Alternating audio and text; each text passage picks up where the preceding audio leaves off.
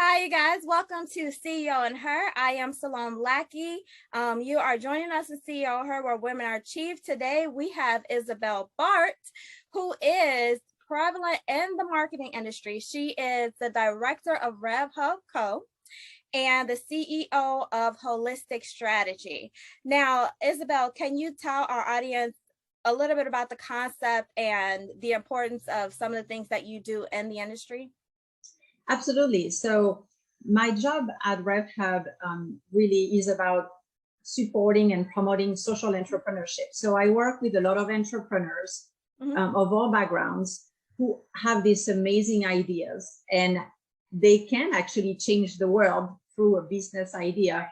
So our job there is to really provide all the resources, the mentorship, also provide funding eventually to make their company successful. I also do that at a personal level. I've been actually a volunteer mentor for a very long time at our local university with startups. I also do some personal coaching with entrepreneurs and individuals because I really believe in giving back and also in supporting individuals who want to be better at what they do every day and just on a journey of growth. And a lot of my experience, I'm happy to share, and I just love connecting with people and helping them wherever they are on their journey. I love it. And so how did you get started in the industry? So, I have a traditional background. I went to school. I actually grew up in France. So I spent my first 22 years there, came to the United States. And I thought after graduating with an MBA that I would work in a big company, in marketing. And I did for several years, which was great to learn about the corporate environment. I was doing healthcare, which was also, kind of good, and helping people.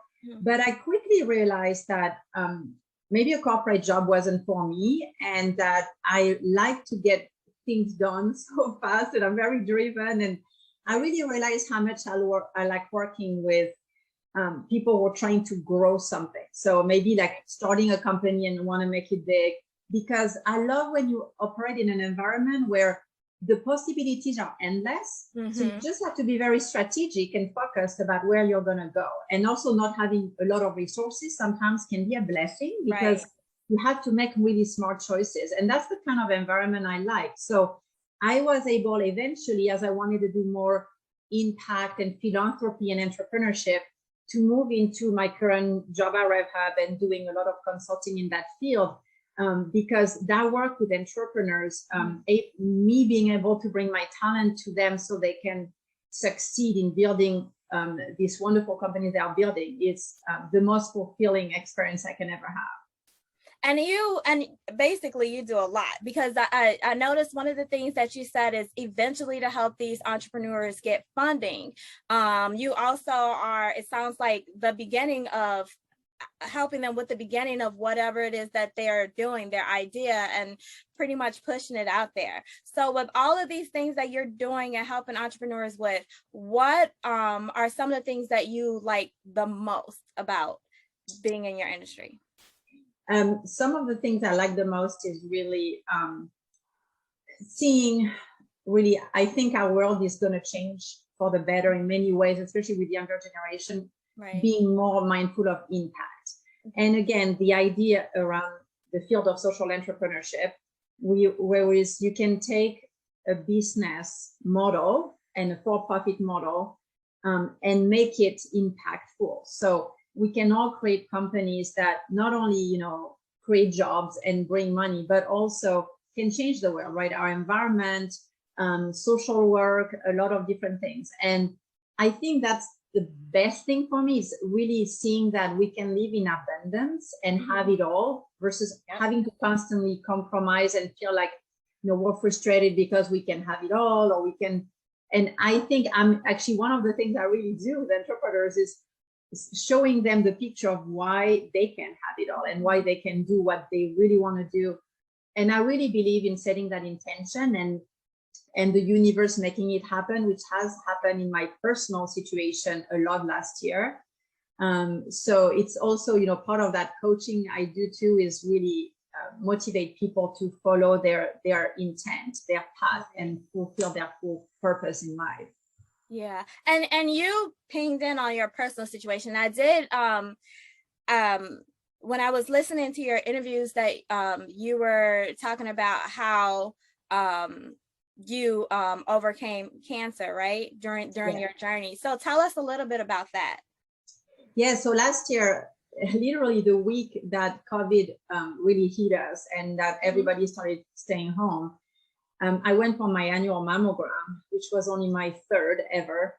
And so there was something there. And after doing a biopsy and everything, I was diagnosed with stage 1 breast cancer, which was a big surprise because I'm fairly physically fit. I pay a lot of attention to my diet and I exercise. So again, at first I was very surprised, but now looking back at it, I know it was a wake-up call for me to say, life is short. We don't know how much we have. We don't know what can happen to us tomorrow. But from that moment, I really thought, I'm going to get up every morning and I know I'll make a difference and put my energy to that and, you know, always be grateful. And that is just, mindset can be so much for us, you know. And so I think that's where I really realized there's no time to waste, you know, and I knew it was time for me for a professional change, a personal change, a lot of different things. I think cancer, honestly, is what really triggered the change and made me realize, okay, it is time now, you know, stop saying 5 years, 10 years from now. It's now that it must happen. Wow. Yeah, that's very powerful because there's, you know, we look at so many people in general, not just women, we look at so many people in general who are out there and lending a hand and helping entrepreneurs, and we never you know, we don't always see their struggle or how that struggle has impacted them to be able to help make a change with other people. So I that is definitely very encouraging. And with everything that you're doing and even going through that, how did you like balance your personal life, your family life with this? Well, again, I think one thing I learned also with age is you have, you know, like in the airplane, you have to put your oxygen mask on first, as they say. And so I believe, so in spite of getting cancer, like I said, I always had a very healthy lifestyle. I believe in sleep. So I usually sleep a good 7 hours or plus a night. I believe in, you know, doing some at least light exercise every day because I know how much better it makes me feel. I believe in, you know, eating fairly healthy, and sometimes you can splurge and that's fine. But overall, you know, being mindful of what you put in your body, you know, treating ourselves like almost professional athletes, right? And because I realized I need to be at my best mentally, physically to really do a good job. And so that is to me a basic thing. And then once I can be well, you know, in my body with my emotions and my health, then I can really focus on the work. And, you know, as you said, even going through cancer, you realize that some of the things you took for granted maybe were not the best for you. So, you know, so I had a comfortable job, corporate job with a great team, but I knew the culture there wasn't great for me. And I realized, you know, why am I accepting it? Why did I accept this for so long? I know I'm going to be thriving better at a different role, but I just didn't want to shake the boat. And because we're so afraid, right? Oh, what is that going to mean for this, for that? Once you take a big step, and now I realize it's going to be okay, right? I mean, now I do things professionally very differently from what I used to do, and it's still okay, right? I mean, we're going to survive. And it's just changing that mindset that can be a key transformation in your life. And then you mentioned, you know, how you learned so much over the years. If that was any advice that you could give yourself, you know, 7 years ago, 10 years ago, what would that advice be? Oh, that's a great question. So a couple of things. One is live the life you want to live and not the life you think people want you to live. Whether that's friends, spouse, parents, I hate to say it, but this is your life and it's okay if you don't do like everybody else. it took me a while to get there, right? Because I've always been, the older child, the child who was doing well at school, who wants to be the poster child in the family, and it was okay, right? I mean, I was motivated when I was younger to be good at what I did, but like, we get into these things where like, oh, I need to have this, I need to have that, and I'm like, maybe I don't, and that's okay. So that's one of the big things, and also don't be too caught on what other people think, which is a little bit related, right? So this is your life, you only get one shot, and follow your instinct and your intuition. So if you feel like, oh, that's what I should be doing, it's time for me to settle down, it's time for me to have a family or have that kind of job. If you don't feel that way inside of you, it's okay. Just follow your instinct. I think this is what I've always kind of felt, but I was never courageous enough to really pursue that at times. Yeah. I love it. And that's definitely true. And I think that's some advice that a lot of people can take with them when they're starting out in the industry, or some people, they have like these really great ideas, but they don't know, like, should I push it forward, or should I just focus on this because this is where the society expects us to go, and that happens so much. And so, like, if someone wanted to get more involved in the industry and also branch out and kind of like help other entrepreneurs, what are some of the advice that you would give others? I would say another big advice I would give people is, and I've heard a lot of successful entrepreneurs say the same thing, just do it. I mean, I don't mean to platterize another famous brand, but it's really about being in action and doing. So actually, I've been thinking a lot lately about this entrepreneurial spirit and why I like this so much. Right. And really, the only way to know if something is going to work, if you're going to like something, is to do it. Right. And it's true in the marketing world as well. So in marketing, a lot of time, you create a campaign or an ad and you're thinking, oh, this one is better than this other one, or, you pick and choose. A lot of time, actually, research shows that when you test the ad with your audience, the one who wins is many times not the one you thought. So that tells you that, you need to put things out there, put things in front of people, get feedback, and it might not be what you expect, and that's okay.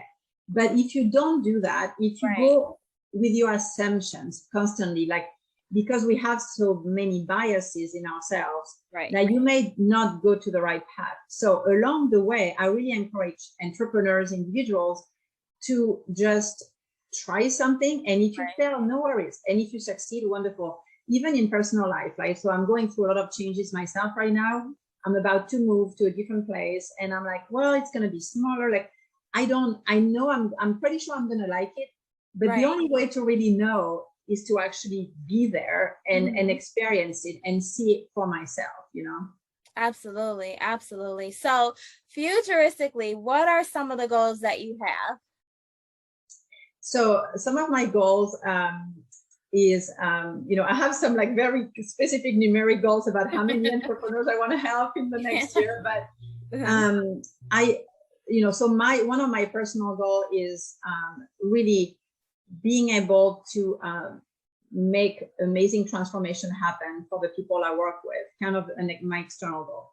More personal goal is actually to be able to create the career I want to create for myself with the flexibility I want, and also to build the very strong relationships with people that are dear to me, which is also I'm a big on relationship. I really like being around people and collaborating with people and enjoy people. So being able to do more of that and really create even more meaningful relationship.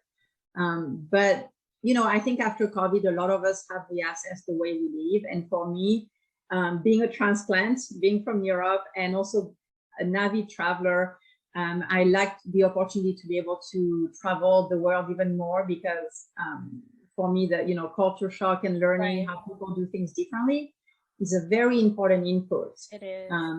To see how different things are in many other countries. So yeah. And so with you traveling and getting to know others that are in the industry, that are in the marketing industry, entrepreneurs in general, what are some of the things in that industry that you see that you just are like, I don't like this, things that you would change?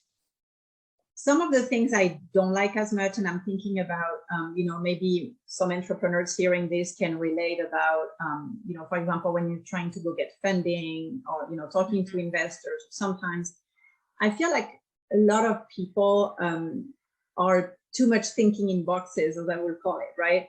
For me, every situation, every person is different. And I think it's important to use our critical thinking every time we're put in a new situation to think, really beyond the boxes. So right. A thought that may come to you that's totally like out of the blue, okay, it's not bad, but really starting a new situation as if you're like a little child, in a new place you've never been at, and asking yourself a lot of questions, being very curious about this. And again, sometimes, for efficiency reasons, people go through processes and it's the same thing over and over and over again. And I'm like, how about we try to challenge these processes sometimes, right, or just wonder if they're always the best ones. So in the work I do, RevHub as an incubator and accelerator, but also at the personal level, it's also a principle that I live with, which is never really take the status quo for granted. And sometimes it's not going to be possible to change something, but many times it will be. And then bringing that different perspective, asking different questions can really lead you to breakthroughs, as I've seen that before. Perfect. And so if someone wanted to get in touch with you, they're starting out their business, how can they reach you? I have actually my website is being redone, but there's still a page out there called at isabellebart.com, like first name, last name.com. You can also find me on LinkedIn. I'm quite active under Isabelle Bart. I'm happy to connect with anybody there on LinkedIn and, have any kind of conversation, figuring out how I can help others will be a pleasure, because I really do a lot of that. And yep, I really encourage anybody in the audience or, reading this who want even a different perspective or sounding board. I'm here for that. And I'm not afraid of asking maybe very different questions. So that would be wonderful. Perfect. Well, we just appreciate you joining us, giving us all of this great advice, sharing your journey with us, because you just think about everything that people went through in general during COVID. That is testimonial in itself. So we appreciate you for sharing that with us.